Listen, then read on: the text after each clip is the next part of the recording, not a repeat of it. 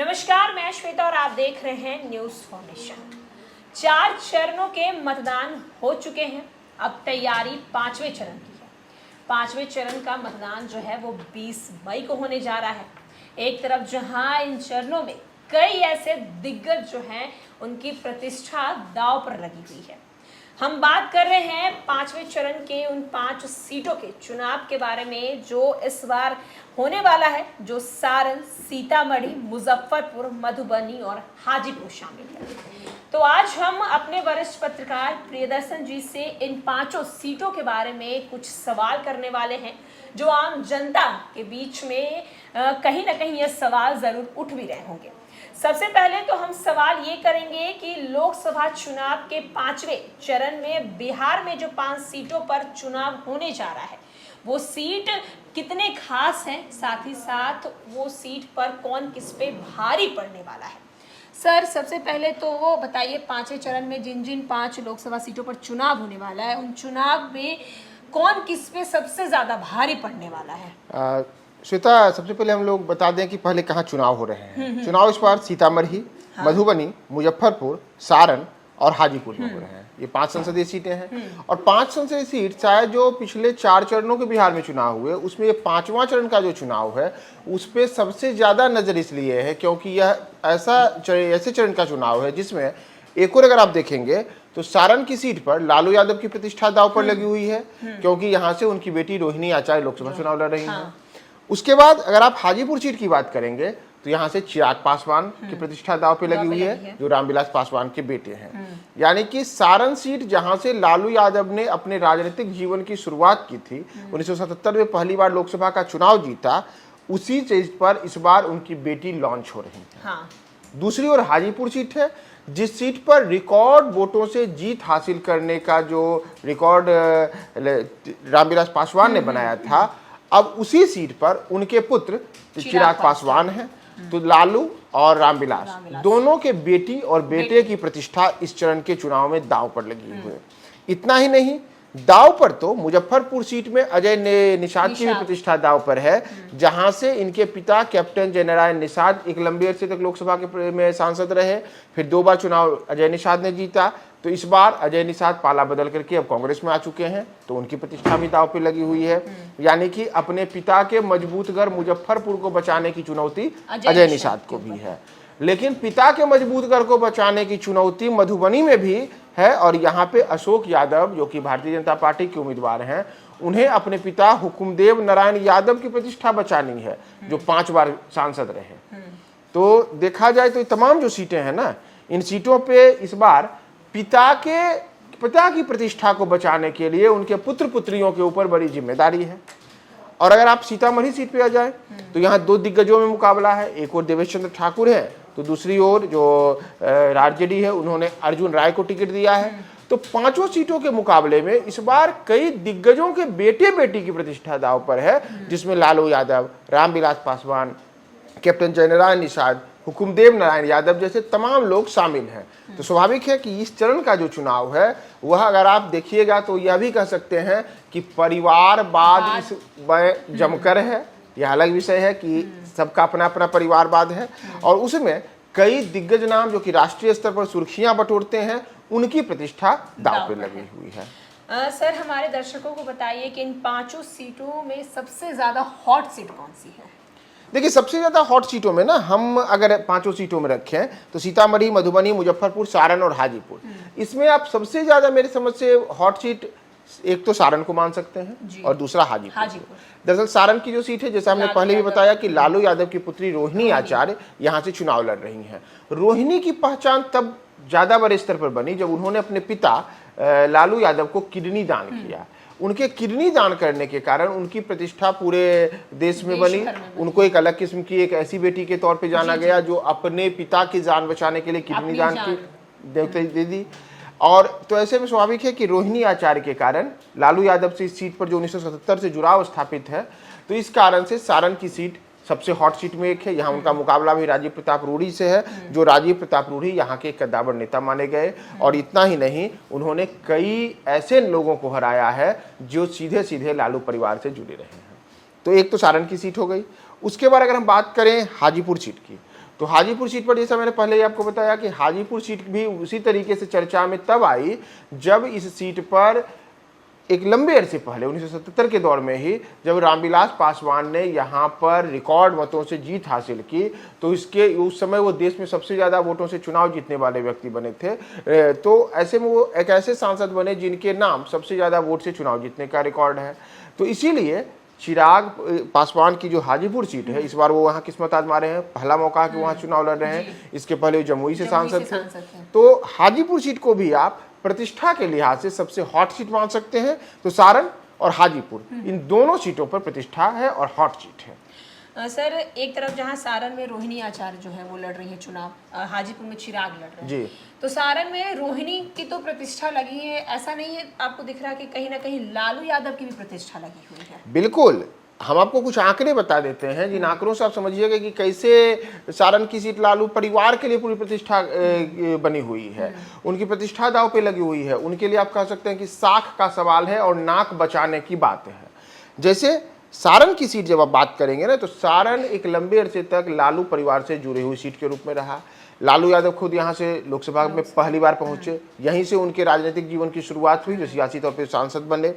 तो लालू यादव ने वर्ष 1977 में यहाँ से सांसद का पहली बार चुनाव जीता। उसके बाद कई बड़े उथल पुथल सारण सीट के साथ लालू यादव परिवार के होते रहे। और जब राजीव प्रताप रूडी ने, दरअसल ये जो सीट है, इस सीट पर लालू यादव ने राजीव प्रताप रूडी को हराया जी। तो राजीव प्रताप रूडी ने उनकी पत्नी राबड़ी देवी को हराया।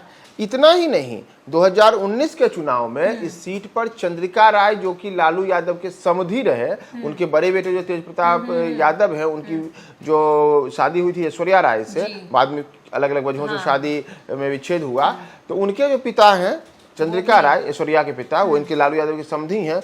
उन्हें भी हराने में राजीव प्रताप रूडी के नाम, उनको भी हराने का रिकॉर्ड है। तो राबड़ी और उनके समधी दोनों को हरा चुके हैं। लालू यादव यहाँ से 4 बार सांसद रह चुके हैं। और इतना ही नहीं, इस सीट पर अगर आप देखिएगा तो अलग अलग तरीके से तमाम जो समीकरण हैं, उन समीकरणों में ये लालू यादव के लिए लगातार ये सीट उनकी नाक का सवाल रहा है। इस बार चूंकि सीधे सीधे बेटी चुनाव मैदान में उतरी है, बाकायदा बेटी के चुनाव प्रचार के लिए गए। इतना ही नहीं, रोहिणी के नामांकन के दौरान भी वहाँ गए थे, जनसभा को संबोधित किया था। तो इसलिए सीधी सी बात है कि लालू यादव के लिए यहाँ उनके साख है, उनका जो पूरा का पूरा जो हम कह सकते हैं कि उनके नाक बचाने की बात है, इज्जत बचाने की बात है। तो उस प्रतिष्ठा को बचाने में यह सीट जो है सारण की सीट, वो लालू यादव। लेकिन यहाँ कुछ हम आंकड़े जैसे बता देते हैं कि जो सारण की सीट है ना, यहाँ विधानसभा 6 विधानसभा क्षेत्र आते हैं। इसमें 4 पर आरजेडी का कब्जा है, ठीक है, और 2 पर बीजेपी का कब्जा, बीजेपी के यानी कि विधायक हैं। तो विधायकों के लिहाज से सारण जो लोकसभा क्षेत्र है, इसमें इनका देखेंगे तो दबदबा ज्यादा दिखता है, लेकिन बीजेपी 2 सीट जगहों पर है। लेकिन यहाँ पर इस बार इनका खेल कौन खराब कर सकता है? तो वही चंद्रिका राय जो लालू यादव के समधी हैं। दरअसल चंद्रिका राय इन दिनों लगातार दिख रहे हैं कि वे राजीव प्रताप रूडी के लिए अलग अलग जगहों पर चुनाव प्रचार कर रहे हैं। जैसा हमने आपको पहले भी बताया कि राजीव प्रताप रूडी जो है यहाँ पे एक कद्दावर नेता हैं और चंद्रिका राय को पिछले चुनाव में उन्होंने हराया था। लेकिन 5 वर्षों में बहुत चीज बदला, ऐश्वर्या और तेज प्रताप के बीच की दूरियों से लेकर के तमाम चीजों में। तो अब कहा जा रहा है, और ऐसे मंच पर भी दिखा, कि चंद्रिका राय लगातार वहां पे राजीव प्रताप रूडी के लिए वो समर्थन में अलग जनसभाओं में दिखे हैं। यानी कि रोहिणी का खेल खराब करने में इस बार लालू के समधी बड़ी अहम भूमिका वहां निभा रहे हैं। तो ये तो वहां की बात हो गई। सर, एक तरफ जहां हमने सारण की बात कर ली कि लालू यादव की प्रतिष्ठा है, तो वहीं दूसरी ओर हम हाजीपुर की बात करेंगे जी। आपने अभी कुछ समय पहले बोला कि रामविलास पासवान जी ने एक रिकॉर्ड दर्ज वहां से जीत हासिल की थी। अब उनके बेटे चिराग पासवान इस बार वहां से अपनी जो है वो पारी खेल रहे हैं। तो क्या लगता है, चिराग पासवान अपने पिता की तरह रिकॉर्ड दर्ज जीत कर पाएंगे हासिल? रामविलास पासवान ने हाजीपुर संसदीय सीट से 1 बार 2 बार नहीं, 8 बार लोकसभा का चुनाव जीता। यह भी अपने आप में किसी सांसद के लिए रिकॉर्ड है कि किसी सीट से वह 8 बार लोकसभा चुनाव जीत करके संसद पहुंचे। तो स्वाभाविक है, आप समझ सकते हैं कि इस सीट से कैसा जुड़ाव रहा। और जब तक कि रामविलास पासवान रहे, वो लगातार बोलते रहे कि मेरी कर्म भूमि हाजीपुर है। और पिछले चुनाव में अपने पुत्र, जो उनके पुत्र जमुई से सांसद थे, तो जब वो लोकसभा चुनाव से अपने आप को अलग किए, तो अपने भाई पशुपति पारस को उन्होंने वहां से उम्मीदवार बनाया, जीते भी।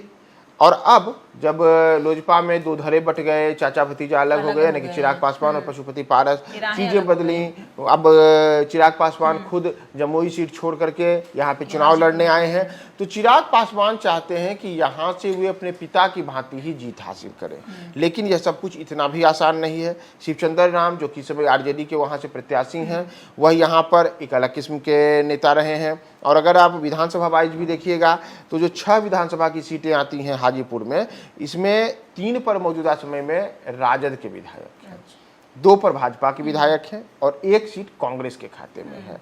तो इस लिहाज से देखें तो महागठबंधन के खाते में 4 सीटें हैं और बीजेपी के पास, एनडीए के पास 2 सीट है। यहाँ पे लोजपा का कोई भी विधायक नहीं है, यानी कि लोजपा रामविलास, जिससे कि चिराग पासवान जिस दल से उम्मीदवार हैं, तो उनको हेलीकॉप्टर को अपने यहाँ उड़ाने के लिए मेहनत तो करनी, लेकिन वहाँ सहानुभूति आप कह सकते हैं कि चिराग पासवान के साथ एक बड़ी सहानुभूति वहाँ हो सकती है। और साथ ही साथ जो तमाम उथल पुथल उनके दल में देखे गए थे, इन सब का भी एक असर हो सकता है।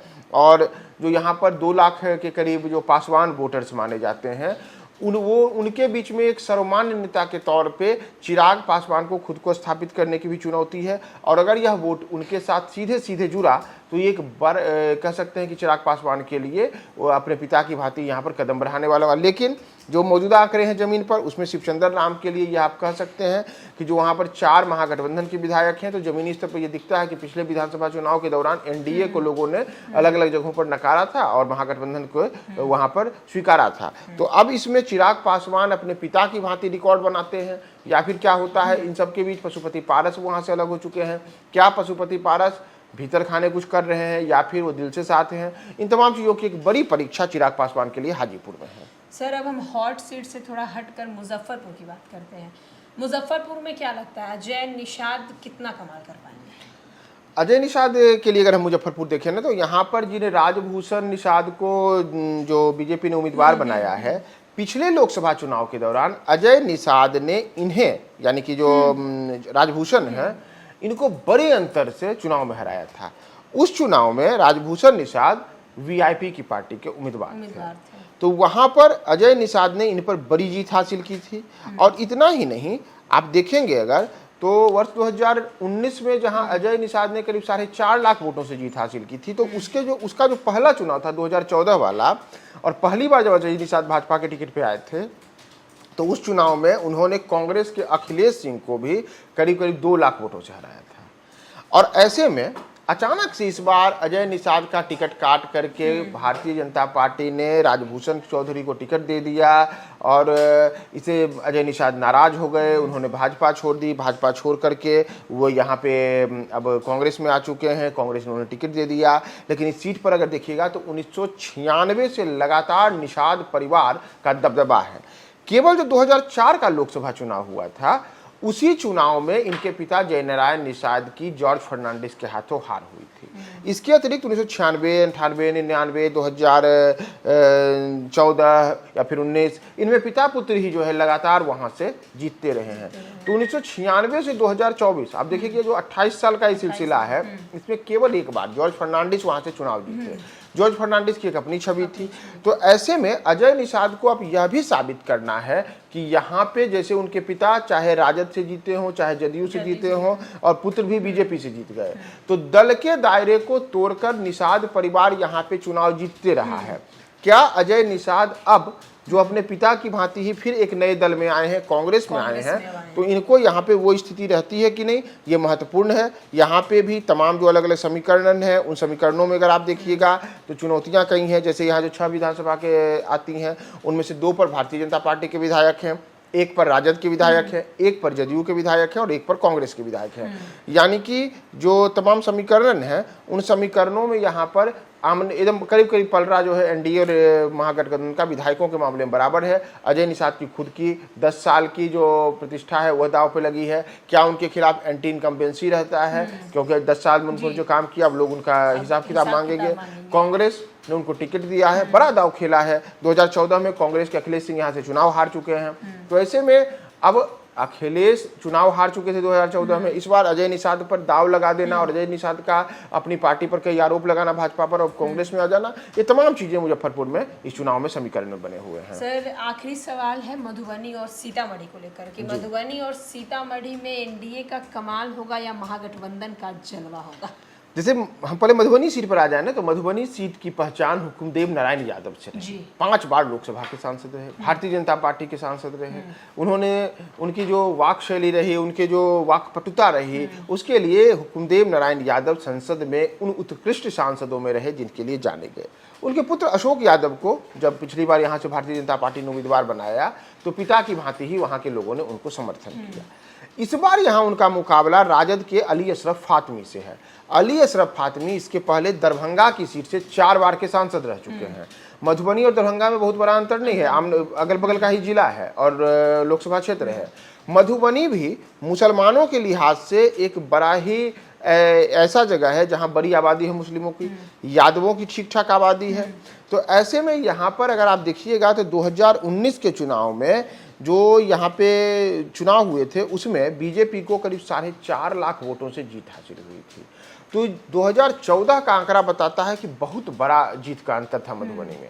लेकिन इस मुकाबले इस बार अली अशरफ फातमी को इन तमाम चीज़ों से पार पाना है और चाहे वहाँ पर करीब 2.5 लाख मुस्लिम मतदाता हैं और करीब 2 लाख जो यादव मतदाता हैं, इन सबको जोड़ने के साथ ही साथ जो अन्य वर्गों के मतदाता हैं, जैसे जो वहाँ पर मल्लाहों का एक बड़ा वर्ग है, अति पिछड़ों का एक बड़ा वर्ग है, उसके बीच इनकी स्वीकार्यता कैसी होती है। और चूंकि यादव जाति से अशोक यादव आते हैं तो आरजेडी से टिकट मिलने के बाद भी अली अशरफ फातमी के लिए क्या यादव वोट करता है, यह एक बड़ी चुनौती होगी।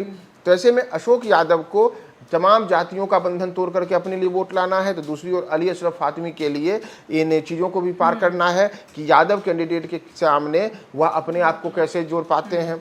और अगर हम बात करें देवेश चंद्र ठाकुर वाली सीट सीतामढ़ी की, जहां से कि जदयू ने देवेश चंद्र ठाकुर को उम्मीदवार बनाया है, तो यहाँ पे इनके मुकाबले में अर्जुन राय हैं, जो कि अर्जुन राय आरजेडी के उम्मीदवार हैं। अब अगर यहाँ पर हम थोड़े से आंकड़ों पर देख लें तो अर्जुन राय इसके पहले जदयू के सांसद यहाँ से 2009 में रह चुके हैं। उसके बाद उन्होंने फिर 2014 के लोकसभा चुनाव में जदयू के टिकट पर ही किस्मत आजमाई, लेकिन अर्जुन राय को 87,188 वोटों के अंतर से हार का सामना करना पड़ा। वोट आए थे, इतने ही वोट आए थे, वोट का नहीं, इतने ही 87,000 में केवल वोट आए। और 2019 का जब लोकसभा चुनाव हुआ तो उस चुनाव में यहाँ पर जदयू ने सुनील कुमार पिंटू को उम्मीदवार बनाया और सुनील कुमार पिंटू ने यहाँ पर 5,67,000 वोट हासिल किए और अपने निकटतम प्रतिद्वंदी के मुकाबले बड़े अंतर से जीत हासिल की। इस बार वहाँ पर समीकरण बदल गए। भाजपा जो है उसी सीट, इस पर जो सुनील कुमार पिंटू थे उनकी जगह जदयू ने यहाँ पे देवेश चंद्र ठाकुर को उम्मीदवार बना दिया। वे इस समय जो बिहार विधान परिषद है उसके सभापति हैं। और उन चीज़ों को लेकर के अब देवेश चंद्र ठाकुर जो वहाँ पे इससे आते हैं, ब्राह्मण कास्ट से आते हैं, तो उनके लिए यहाँ पे ब्राह्मणों के एक बड़े वर्ग का वोट हासिल करना है। साथ ही साथ सीतामढ़ी में जो 6 विधानसभा की सीटें हैं, जिसमें कि 3 पे बीजेपी और 2 पर जदयू का कब्जा है, 1 सीट पर वहाँ पर आरजेडी के एमएलए हैं। तो इन विधायकों के लिहाज से दिखता है कि 2020 में यहाँ पर एनडीए का जलवा रहा था, तो उसी हिसाब से देवेश चंद्र ठाकुर के लिए यहाँ पे जमीनी स्थिति ठीक ठाक दिखती है। लेकिन चुनौतियाँ अलग हैं, क्योंकि इस बार वहाँ पर जो तमाम परिवर्तन हुए हैं तो उसमें अब अर्जुन राय का वहाँ अन्य वर्गों को जोड़कर चलने का जो होता है उस पर कैसे जनता विश्वास करती है, ये एक बड़ी बात सीतामढ़ी में रहेगी। तो आपने देखा, हमने 5वें चरण के 5 सीटों पर चर्चाएं की, कौन किस पे कितना भारी पड़ने वाला है, किसकी प्रतिष्ठा दांव पर लगी हुई है, ये सारा कुछ हमने आपको इस वीडियो के जरिए बताने की कोशिश की है। फिलहाल के लिए इस प्रोग्राम में इतना ही। तमाम बड़ी अपडेट्स के लिए देखते रहें न्यूज़ फॉर नेशन।